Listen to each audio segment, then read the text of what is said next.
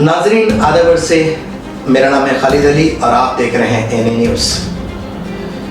आप जानते हैं 12 तारीख के दोपहर के समय पे हिंदुस्तान के अंदर एक ऐसी दुर्घटना हुई जो हिंदुस्तान आज तक सोच में है। जी हाँ, मैं वो दुर्घटना की बात कर रहा हूँ जहाँ एयर इंडिया का फ्लाइट A171 फ्लाइट क्रैश हुआ। ये प्लेन दिल्ली से टेक ऑफ हुआ था। बोइंग 787 ये जो प्लेन है ये बहुत बड़ा प्लेन होता है जिसके अंदर पैसेंजर्स लगभग 242 पैसेंजर्स आते हैं। लेकिन ये जब प्लेन टेक ऑफ होकर दिल्ली से अहमदाबाद के एयरपोर्ट पे आया था, सरदार वल्लभ भाई पटेल जहां एयरपोर्ट है वहां ये प्लेन आया था। पैसेंजर्स पूरे बैठने के बाद जब ये प्लेन टेक ऑफ हुआ, करेक्ट 1 घंटा 38 मिनट पे ये प्लेन टेक ऑफ हुआ। टेक ऑफ होते समय प्लेन के अंदर जितने भी पैसेंजर्स थे कभी ये नहीं समझे कि उनका ये प्लेन का आखिरी सफर है।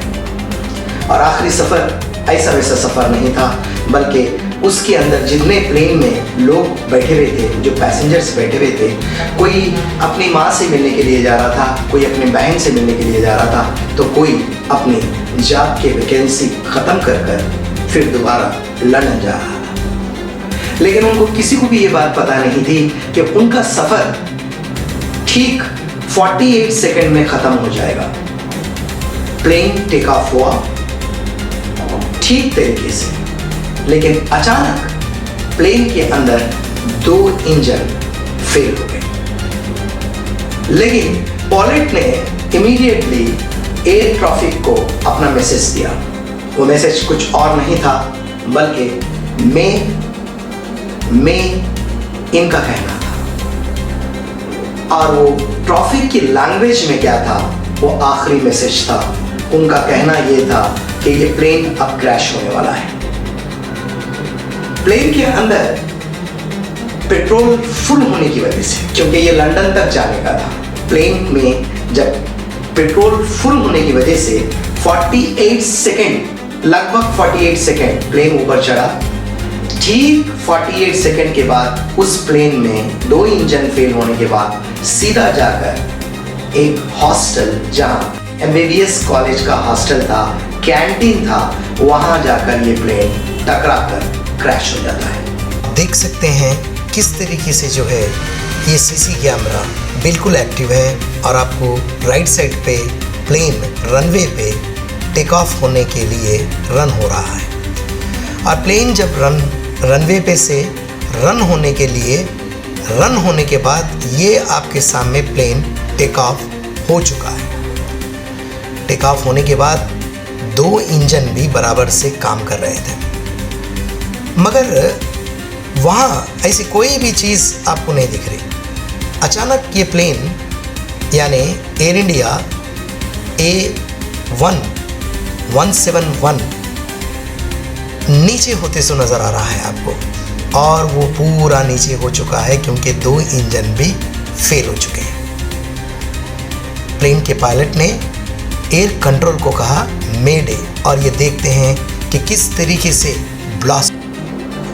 नाजरीन, ये तमाम मामला एक CC कैमरे में, जहां अहमदाबाद का एयरपोर्ट है, प्लेन जहां से टेक ऑफ होता और वहां से टेक ऑफ होने के बाद तमाम चीज़ें CC कैमरे में रिकॉर्ड होते हैं।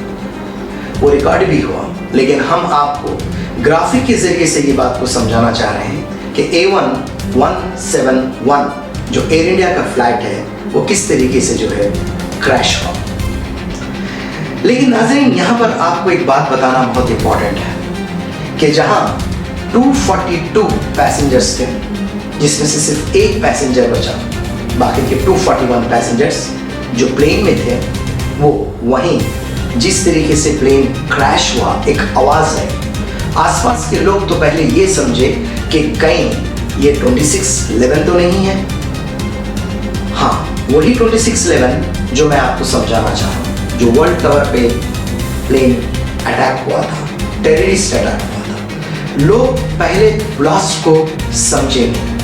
आसपास अफरा तफरी पड़ी, फायर आया, लोगों को बचाना शुरू करा। लेकिन वहाँ सबसे बड़ी दुर्घटना की बात यह है कि जो हॉस्टल के बच्चे MBBS कॉलेज के जो वहाँ कैंटीन में खाना खा रहे थे, जिसे ऑन ग्राउंड पीपुल्स हम कहते हैं, उसमें 28 आदमी मारे गए, यानी लगभग 269 लोग अभी तक मारे गए। अभी सामने आंकड़ा नहीं है, लेकिन ग्राफिक के जरिए से जो हम आपको बताने की कोशिश कर रहे हैं कि किस तरीके से ये प्लेन क्रैश हुआ, एक नजर आप देखें। 12 जून दिन के 1:38 पर एयर इंडिया की फ्लाइट एयर इंडिया 171 क्रैश कर गया, जो बेहद दुखद घटना है। लेकिन इसके रीजंस को हम 3D एनिमेशन की हेल्प से समझने की कोशिश करते हैं। यह एयरप्लेन अहमदाबाद से 242 पैसेंजर को लेकर 1:36 पर लंदन गेटवे की तरफ उड़ान भरता है। करीब 2 मिनट तक एयरप्लेन रनवे पर अपनी स्पीड को बढ़ाता है। जब एयरप्लेन 300 किलोमीटर पर आवर की स्पीड तक पहुंच जाता है तो प्लेन रनवे से टेक ऑफ करता है। अभी प्लेन ने जस्ट टेक ऑफ किया है और सिर्फ 191 मीटर की हाइट पर पहुंचा है, लेकिन प्लेन का पायलट मेडे कॉल करता है एयर ट्रैफिक कंट्रोल के पास में और इमरजेंसी के बारे में बताते हैं कि प्लेन लिफ्ट नहीं कर रहा है। इसके बाद में कनेक्शन लूज हो जाता है और एयरप्लेन धीरे धीरे नीचे आने लगता है और एक हॉस्टल के बिल्डिंग से जाकर टकराता है और जबरदस्त ब्लास्ट होता है। आउट ऑफ 242 पैसेंजर 241 की जान चली गई, बाकी सिविलियंस भी इसमें मारे गए। इस वीडियो की रिकॉर्डिंग के टाइम तक कंफर्म नहीं हुआ है कि कितने लोगों की इसमें जान गई है, लेकिन ब्लास्ट बहुत जबरदस्त था। एयर इंडिया का बोइंग 7878 ड्रीम लाइनर एयरप्लेन काफी लंबी दूरी तय करने वाला था, अहमदाबाद से लेकर लंदन गेटवे की तरफ। तो इसके अंदर फ्यूल टैंक को फुल कर दिया गया। इसके फ्यूल टैंक की कैपेसिटी लगभग 1,26,000 लीटर की है। बेसिकली एयरक्राफ्ट का फ्यूल इसके विंग में ही भरा रहता है और विंग पर ही इंजन लगे रहते हैं। तो जब एयरक्राफ्ट ने उड़ना शुरू किया तो सिर्फ 2 ही मिनट इसने फ्यूल की खपत की और जैसे ही यह ग्राउंड पर आकर स्ट्राइक करता है तो इसमें बचा हुआ फ्यूल जबरदस्त आग पकड़ लेता है, जो एक बड़े धमाके। तो आप किस तरीके से ये प्लेन क्रैश हुआ आप ग्राफिक के जरिए से देखें। और वहाँ जो लोग थे, ऊपर से प्लेन जाकर जब ये हॉस्टल को टकराया, बोइंग 787 जो प्लेन है, खासकर इस प्लेन का नाम है ड्रीम लाइनर। लेकिन अफसोस इस बात का है ये ड्रीम लाइनर डेथ लाइनर बन चुका है।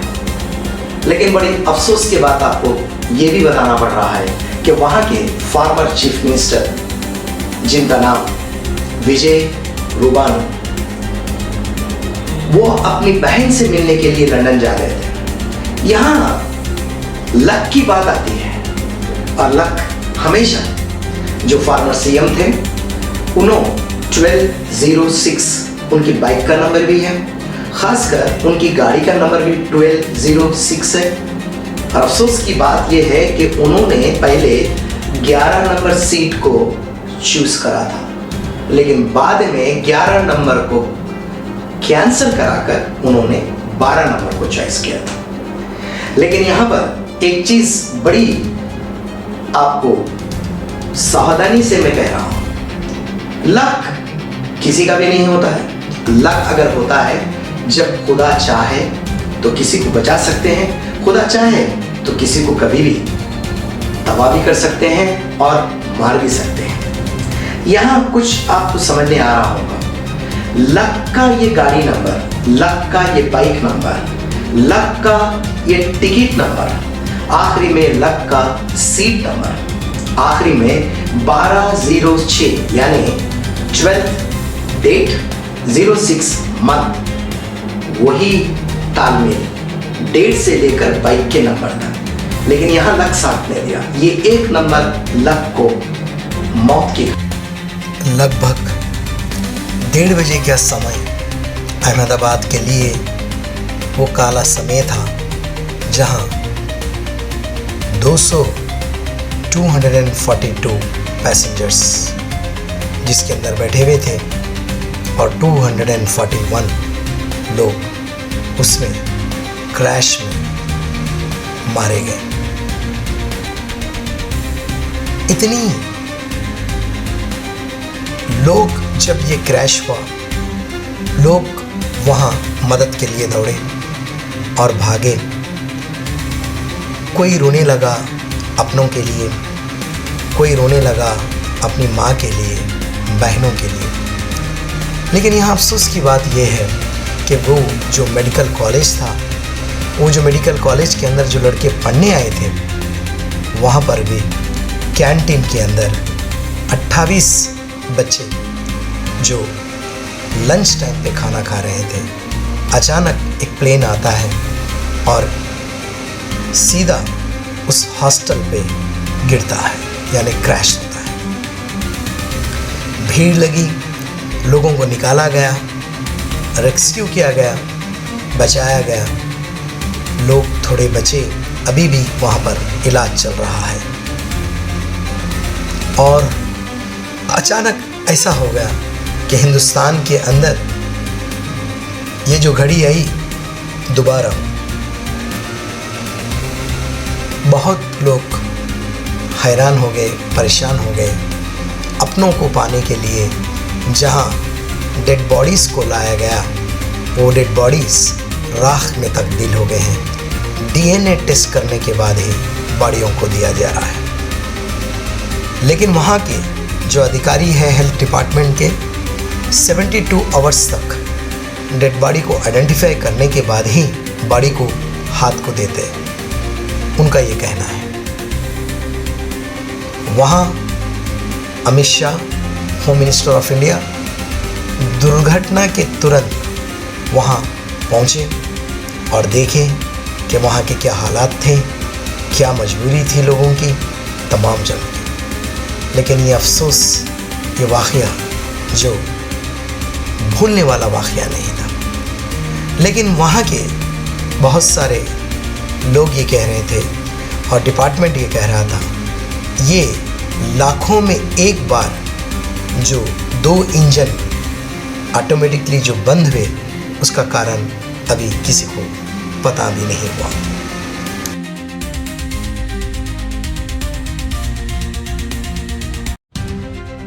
ये एक बड़ा चमत्कार है जिस तरीके से आप वहाँ से इकलौते ऐसे शख्स हैं जो जिंदा बचे। और मेरे नज़रों के सब सामने हुआ था। मेरे खुद को भी बिलीव नहीं होता कि मैं कैसे उसमें से ज़िंदा बाहर निकला, क्योंकि थोड़ा टाइम लेके तो मेरे को लगा था कि मैं भी मरने वाला हूँ। लेकिन जब मेरी आँख खुल के मैं देखा ना, तो मुझे लगा मैं ज़िंदा हूँ।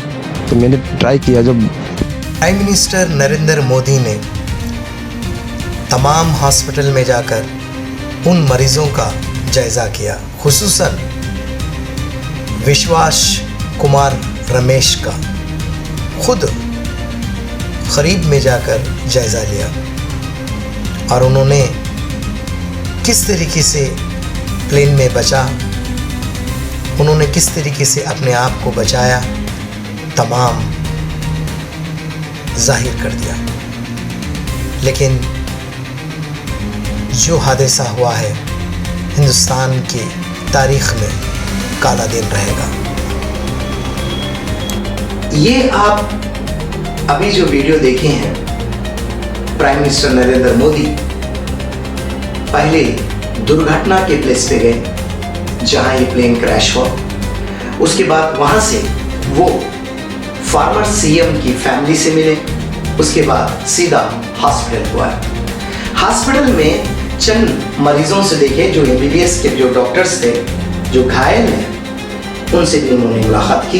लेकिन यहाँ कुमार रमेश के साथ उनको मिलना इम्पॉर्टेंट था, क्योंकि वो एक ही शख्स था जो प्लेन के बीच में जहाँ सीट नंबर 11 था, वहाँ ये शख्स बैठा हुआ था। यानी प्लेन के अंदर मेरे अगर लेफ्ट पे देखेंगे आपको विंडो है, थोड़ी देर सामने आपको इमरजेंसी डोर है लेफ्ट साइड, और राइट साइड में उनका ही भाई जो लंदन जा रहे थे, दोनों भाइयों मिलकर, यानी उनका राइट साइड पे था। यानी राइट साइड पे उसके अपोजिट में आपको ओपन डोर करने के लिए यानी इमरजेंसी डोर था प्लेन में।